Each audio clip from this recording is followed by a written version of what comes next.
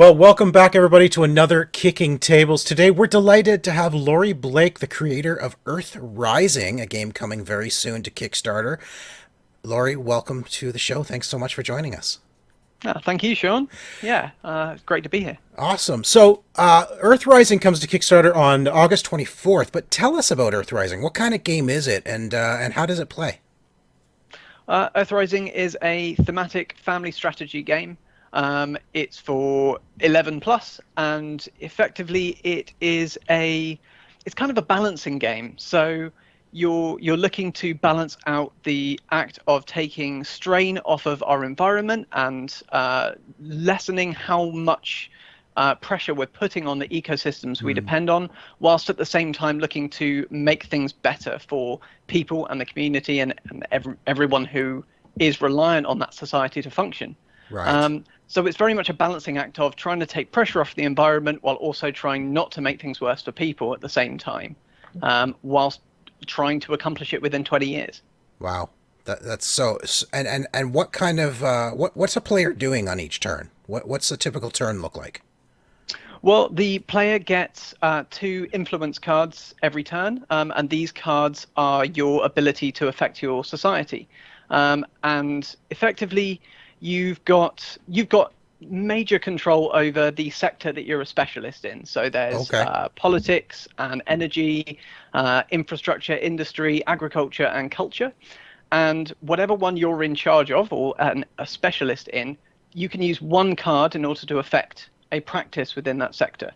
These practices are things that provide for people what they need. So they, in the energy sector, they might be, well, they're going to be power. In the agriculture sector, they're going to be food. Things Okay. like that, but different ways of getting those things.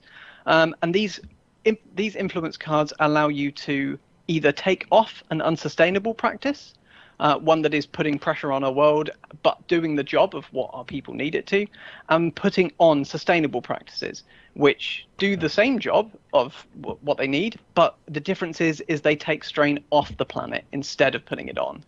So Okay.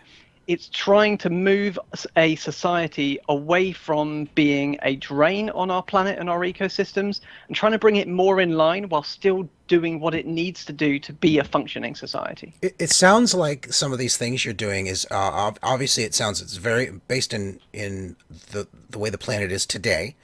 Yep. Now, are these things you're doing? Are these things people are going to actually learn about? Like real, these are real world applications that you're going to be doing in Every game? single one. Yeah. That's right. Yeah. So there's no science fiction whatsoever. Everything is based on things that not only are real life things, but have actually been tried and proven to have the effect they Be have on the effective. real Okay. world. That's awesome. The game will come with an informational booklet. So if you are curious enough to be like, oh, I've not heard of that, or I thought that was different, or anything else, you can go through this booklet and find out more information, Very which nice. explains why something is sustainable, why its flip side is unsustainable. And also in that book is kind of what you can do on an individual level to help. But the most important thing to me as a gamer first and foremost is that that's kind of an optional element. The game itself doesn't require any understanding of the practices. It doesn't require Okay. any ecological knowledge to be able to play it. It is first and foremost just a fantastic time. Yeah. And It's then it's got all this yeah. other stuff codified in it. It's always nice though when you get a game like this that you can actually learn something from though. For sure. That's great. Yeah. I mean, I'll be honest with you. I'm not a climate expert. I have brought a number of partner charities and such to basically teach me what I need to know about all this to get it right. But basically, the amount that I've learned while designing Earth Rising and making this game, it's mind blowing. I could not like it would take hours to go through each thing that Yeah. I've learned. Just Yeah. it's incredible. Well, one of the things that I was reading about, part of the inspiration was the donut system. Could you tell us a little bit about sort of like a breakdown of what that is and how you've implemented it into the game? For sure. The donut system is a fascinating concept because it's about looking at society from almost a give and take perspective. So it's about what does our society provide? So you've got like a ring. And this ring is what is called the safe and just space. This is the way that it provides for people in the way that they need to be able to live fulfilling and and complete lives. And you want to expand it inward, because anyone who falls short of life's necessities and what they need goes in that central hole, like effectively a poverty hole. Okay. And as we know about poverty as a whole, once you're in, it's very difficult to get out. Yep. So what you kind of want is to expand that ring inwards, whilst at the same time, on the outside of this ring is how much it puts strain on the planet, how much it draws from our planetary resources beyond what it can cope with. So you want to bring those in whilst also expanding your internal area. So just to give you a sort of idea, because I have it physically here anyway, this was my first sort of design notes for the game. You'll probably notice it doesn't look too different. It doesn't look different than the game itself, yeah. Yeah, it's pretty similar. So as we can see here, we've got the external parts where you're putting pressure on your world, and then you've got the internal parts up here, which are, how much you want to expand it inwards. And these sections out here, while they're a little different on the real thing now, these sections are out here to begin with in the game. And then as you clear these of strain, you're able to flip them in and expand your society to create more space for the people who need it. So that's the way that it works. And so what's the ultimate objective of the game? Where does the game end? So the game ends when you've completely flipped all of those sections from the outside, where we're putting strain on the planet, to the inside, where we've put more space for the people that need it. You basically are looking to create a completely sustainable society through these means. Okay. But I think the thing that I'm most proud of this game is the fact that it doesn't really, whilst it's true, if you don't manage that within the 20 years, you haven't won. At the same time, no matter how you've done, provided you haven't managed to actually cause ecological collapses to the point where the world has been doomed, basically you can look back at however you've done and it will still be better. Okay. Just by the act of trying, you have made the world better. And that's the most important message for me. Now, is the game, it's a co-op game, but is the game fighting back, or is it just a matter of having to try to complete it in 20 turns? Is that the idea?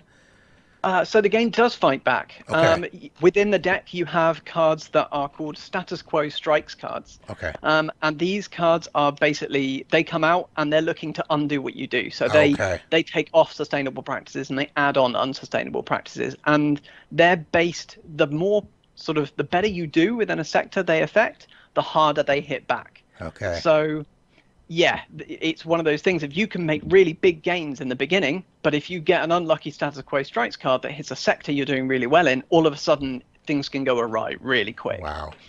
Now, you've also teamed up with a bunch of organizations to bring the message of Earthrising into real life. How important was that for this team up to you? And tell us a bit about that. So, I mean, it was incredibly important to me because the most important thing for me was to get it right. I wanted to portray a realistic, I suppose, example of what we can accomplish and what we need to accomplish it. I wanted Earthrising to kind of be a roadmap, but an interactive one that you can enjoy accomplishing. And as a result, I wanted to talk to these charities, even just to be able to get their knowledge. But then I realized that these are the people with the boots on the ground. These are the people who are really trying to make this happen in real life. They're looking to win the game for real. Right. So I spoke to my team and we were like, you know what? This game is more to us about showing people that this can be accomplished than it is necessarily about making a game and profiting from it.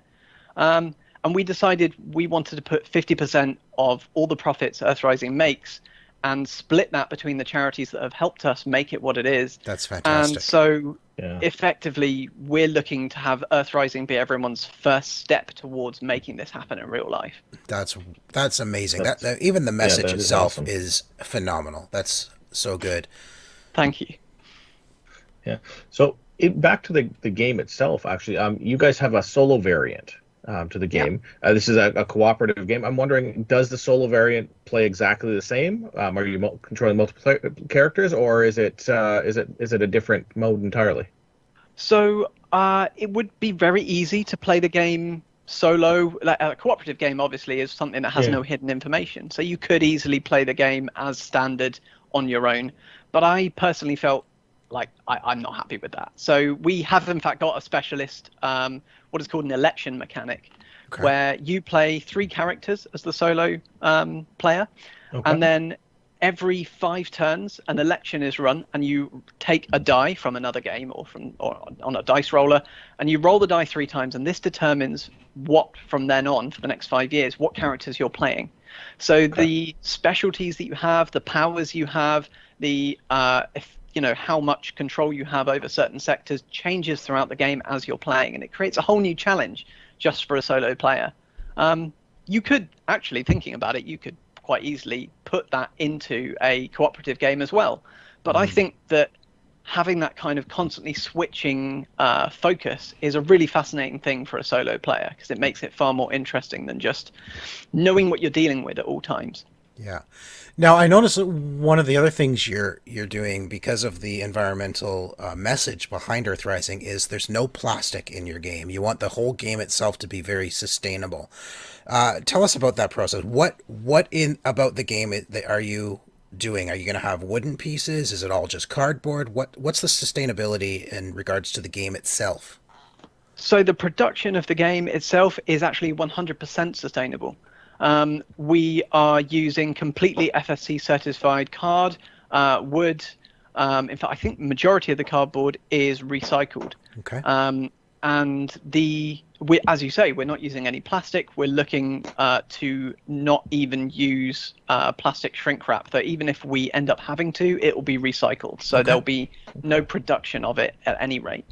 Um, and the I think the thing that we're really impressed by with our manufacturer is that they're not even using unsustainable inks or Wow. dyes or anything like that. The whole thing is completely 100% sustainably produced, which And, is and great. what does that mean when you talk about sustainability? So sustainability, I mean, that's a big question That's a right big. there. I I know won't it's a big lie. question, but in terms of the game, in the game, when you say they're using sustainable practices, what does that actually mean for those who, like myself, I don't really understand what that means. Sure. So basically, sustainability is where through a use of a certain thing or through the manufacturing in a certain way, we are putting pressure on our planet's ecosystems more than it's actually capable of dealing with. Okay. So our planet has ecosystems, which is a big word that doesn't mean a lot to most people, but effectively means it's our planet's systems of renewing itself. It's Hmm. its means of getting rid of what it doesn't need anymore and refreshing it with something new. Okay. And being able to remake life. And it's been doing this for millions upon millions of years. It's really good at it.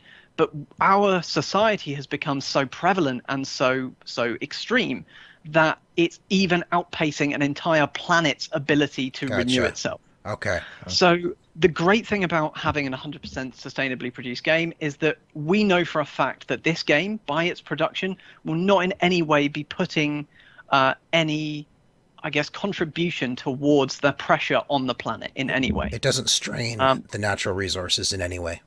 that's Gotcha. it. Okay. So on top of that, our a big bad thing for board games as a whole is the fulfillment. It's shipping stuff across the world to many different countries all over. Yeah. We're going to be completely offsetting it. We can't change the fulfillment industry. We can't change shipping. It's beyond our abilities, Of course. but we can offset it. We can put that negativity into something new.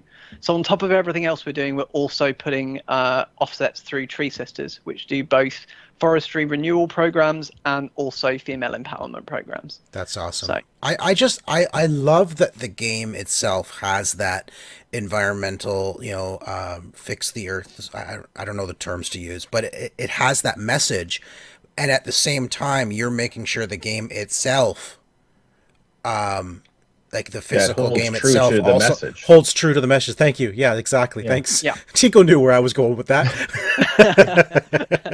So, I mean, that's something that was incredibly important to me through the whole process. Because I'll be honest, the game was based kind of on the documentary 2040, which is about the idea of if we took everything we already have and put it into practice in order to try and change the trajectory the world is on, within 20 years, could we accomplish it?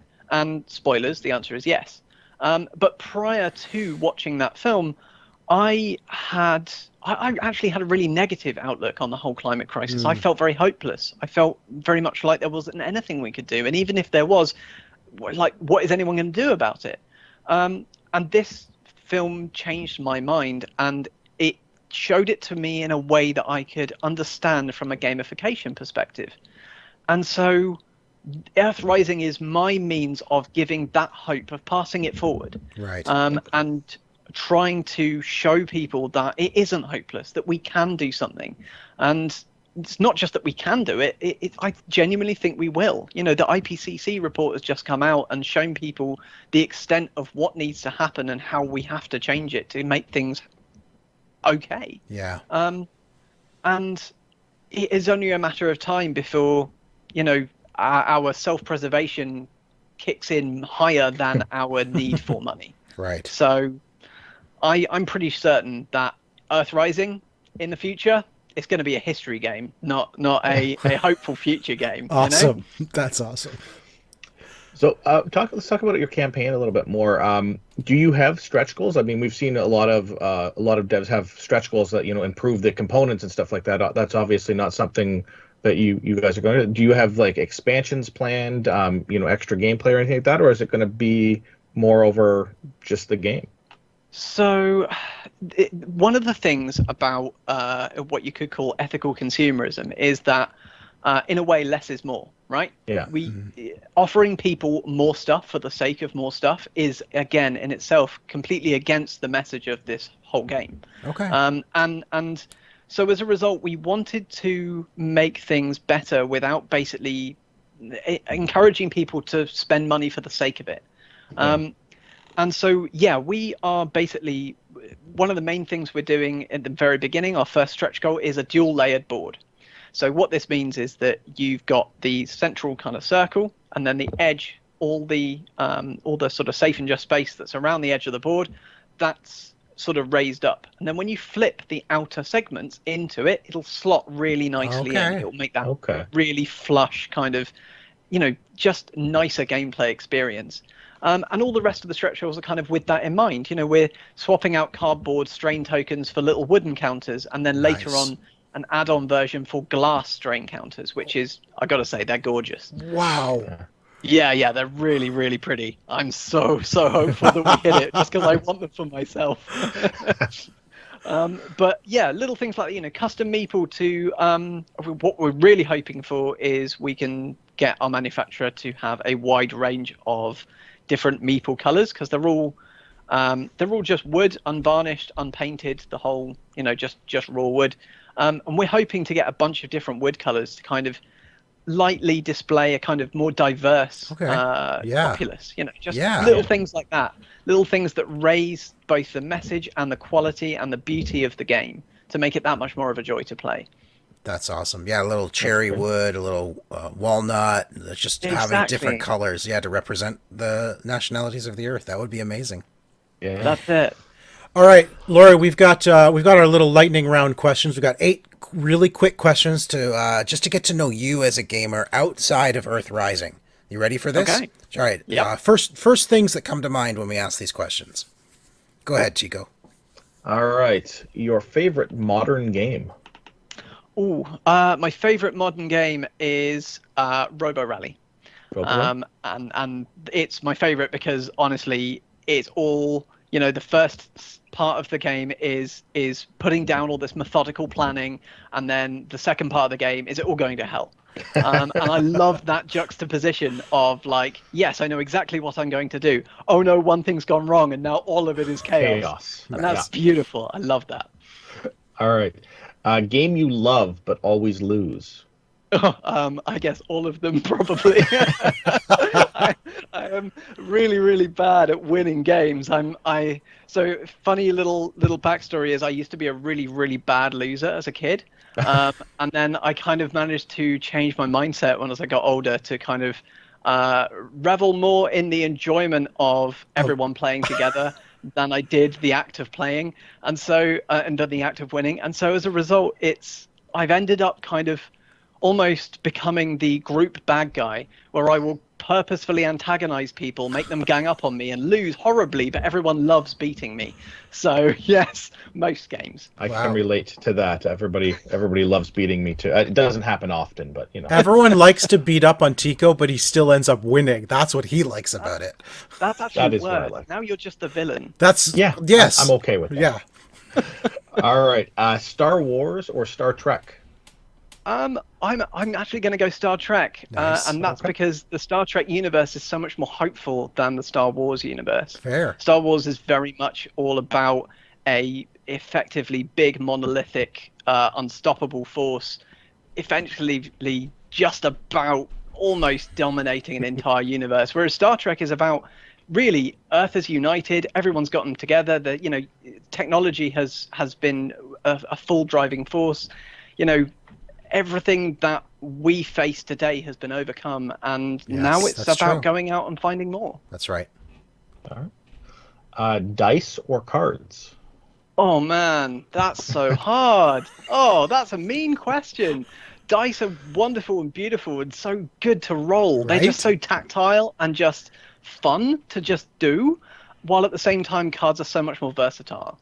Like from a designer perspective, I'd have to say cards. From a player perspective, I'd have to say dice. That's fair. All right. Your favorite game mechanic?